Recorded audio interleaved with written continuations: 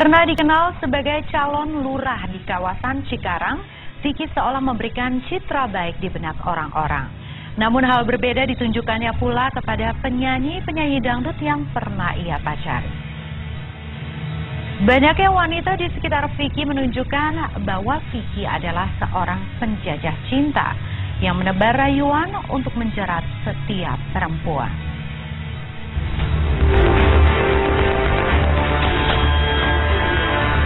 Jejak Vicky Prasetyo beberapa hari terakhir makin menarik karena yang terkejut atas kemunculannya di televisi tak hanya istri dan sejumlah pedangdut yang mengaku sebagai mantan pacarnya.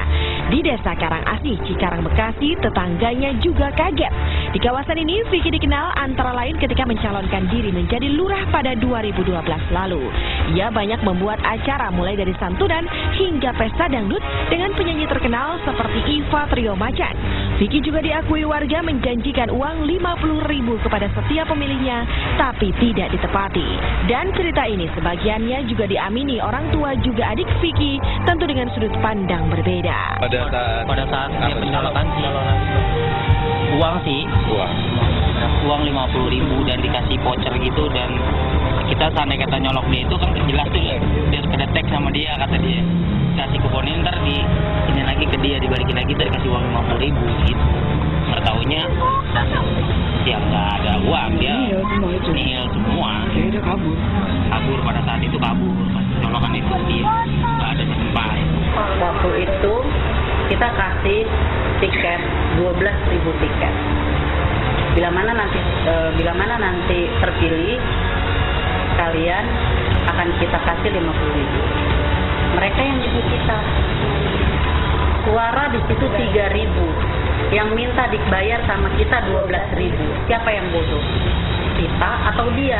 Anehnya citra Vicky yang royal dan kaya raya di mata tetangganya saat mencalonkan diri sebagai lurah tak langsung terlihat oleh Desi Gitaro, Ade Nurul dan beberapa penyanyi dangdut lain yang pernah ia pacari. Desi bahkan mengaku tak pernah benar-benar melihat keadaan mewah Vicky kecuali cerita tentang dirinya sebagai anak pejabat, calon anggota dewan dan siap memberikan hadiah rumah, mobil juga villa jika kelak menikah. Dewinta dan Seruni Bahar yang hadir dalam acara tunangan Vicky dengan Zaskia 1 September lalu juga memiliki kesan khusus tentang tunangan sahabatnya itu. Ya istilahnya dirayu-rayu tapi nggak pasti gitu loh. Terbukti. Iya dong. Iya benar. Kan dalam hal apa? Ya saya rugi waktu satu ya kan. Rugi saya juga kendaraan juga saya bawa sendiri. Vicky tuh nggak pernah dia kalau misalkan. Pernah nggak dia ngeliatin kendaraannya? Dia nggak pernah ngeliatin kendaraan, jemput aja di jalan. Saya makan aja saya yang bayarin. Kalau Vicky sih nggak punya sama Desi, dia anak menteri. Dia lagi mencalonkan anggota DPR.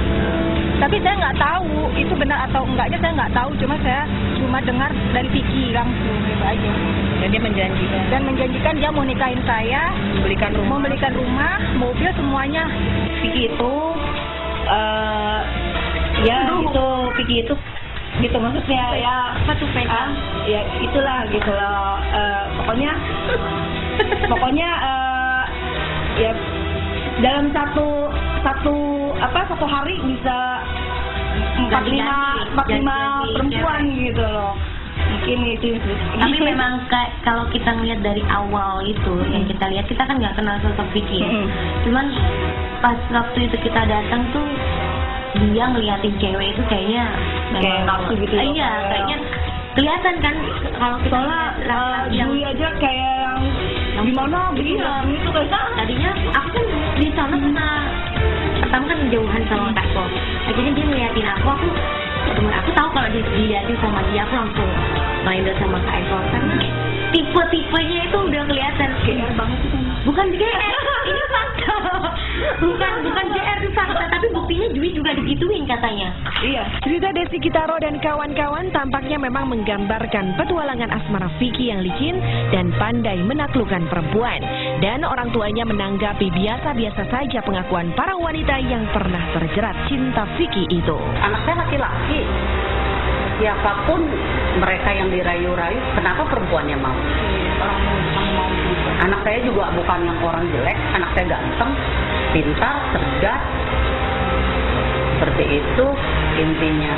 Merujuk pada pernyataan ibunya, Vicky tampaknya memang tidak memiliki persoalan dilematis di tengah keluarga terkait sepak terjangnya selama ini. Tapi persoalannya ada orang tua Zaskia Gotik, pihak yang secara lugu menerimanya sebagai seorang duda, cukup secara materi dan menjanjikan kebahagiaan bagi anaknya tanpa pengetahuan yang cukup tentang reputasi sang menantu.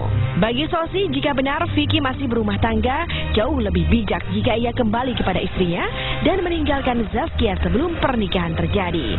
Tapi jika Zaskia sendiri yang memutuskan melanjutkan hubungan dengan Vicky, Sosi dan Jumaina mengaku tak akan melarang. Bersyukur mah iya kalau dia mau balik lagi sama yang tua. Bersyukur. Bersyukurlah kalau emang dia masih, istrinya masih belum bisa, bersyukur. Kalau Pineng kan masih ini. Bersyukurlah gitu. Jadi mudah-mudahan biar selesailah. Kalau Neng yang ngotot ya mungkin ya siapa sih ya orang nggak sayang anak ya pasti diikutin jalurnya, tapi masalah ke depan atau ke belakangnya jangan mengadu lagi sama bapak, itu aja, jangan mengeluh gitu susah senang jalanin ya. Kalau apa ya, kalau memang benar belum bercerai sama istrinya ya bagaimana cara baiknya, itu aja cara baiknya lah, cari jalan cara baiknya, bagaimana cara baiknya, itu aja. Jadi yang mengatakan nama Bapak Duda ya kan, terus sekarang muncul ya gini-gini ya, Bapak juga belum bisa memastikan. Yang penting istrinya kalau bisa mendengar dia beranda sama Bapak, itu aja. Kejutan demi kejutan menyertai hilangnya Vicky dan Zaskia. Bagaimana kisah awal bertemunya Zaskia dan Vicky ini? Lantas benarkah jika calon suami si goyang itik ini terbukti adalah seorang penipu? Temukan jawabannya sesaat lagi, tetaplah di Insert Investigasi.